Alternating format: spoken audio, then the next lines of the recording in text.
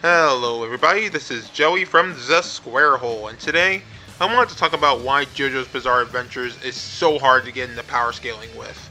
Now, in isolation, it's not that hard to talk about characters and who's stronger within itself, right? Within a vacuum, it's pretty easy to tell which character is stronger.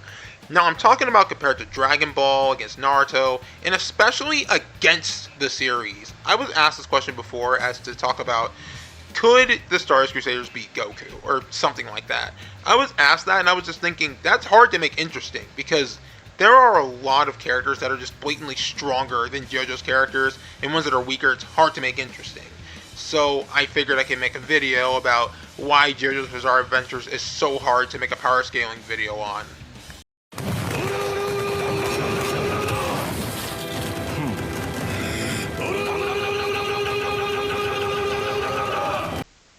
So I think it goes without saying that JoJo's is very different when it comes to power progression.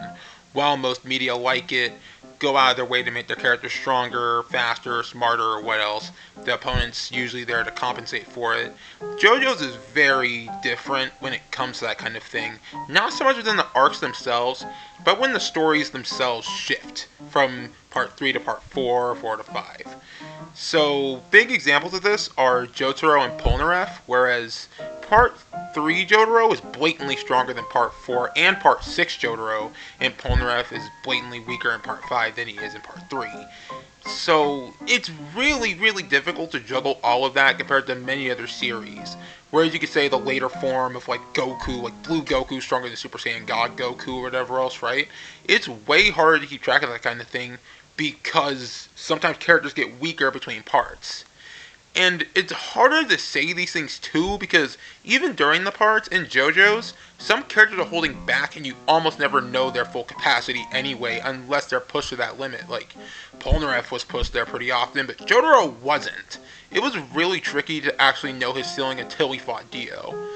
So power progression is very different in JoJo's. So I do think that's a big reason as to why it's so hard to power scale JoJo's.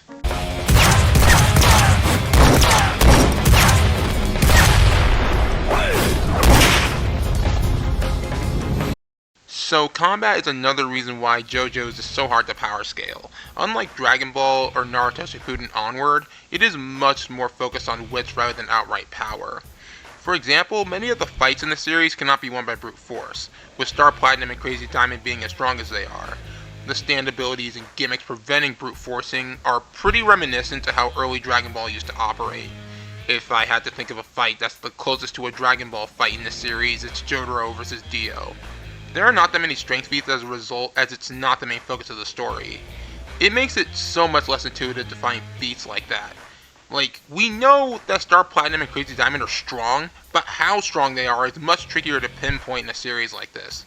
Like, how impressive is it to beat up Steely Dan, Yuya, and Rohan compared to fighting Dio and Kira?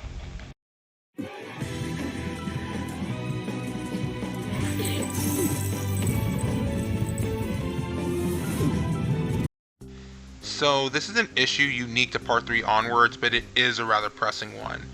It's clearly stated that only stand users can see stands. So stands themselves are a psychic ability that makes a reflection of the user's soul. So someone with psychic abilities might be able to see stands, but not so much for people with soul sensing abilities, as stands are not the user's soul, they're just a reflection. So does that mean Alakazam can see stands? Does Alakazam have a stand? Anyway, we're getting off topic. Deciphering what qualifies as psychic in some series can be tricky, unless it's outright stated, but even then, it may not even include the ability to see bodies of psychic energy like a stand. It's an extra hurdle to jump over, and just like the last point, makes the process of dissecting how these fights would go a lot more difficult. And another rule is that stands can only be affected by other stands directly, or if the user is damaged. So does that mean Star Platinum on its own can block anything Goku throws his way? Like, things like bullets or any other things like knives from Dio have been blocked by Star Platinum before. So it's incredibly tough to say. Either way, interactions with stands are a big reason as to why it's tough to power scale the series and have them fight other verses. So I spent an entire video talking about why JoJo's is tough to power scale, especially against other verses. So why did I do that? It's because I plan on taking up that colossal task myself on occasion. I alluded to it a lot, but Goku vs. the Stardust Crusaders will be our next video. So stay tuned for that, and while you're at it, go ahead and subscribe, as it tells me I'm doing a good job and it puts a smile on my face. So thanks a lot if you do. Have a great rest of your day, and until the next video, take care of yourselves. アリベテルチ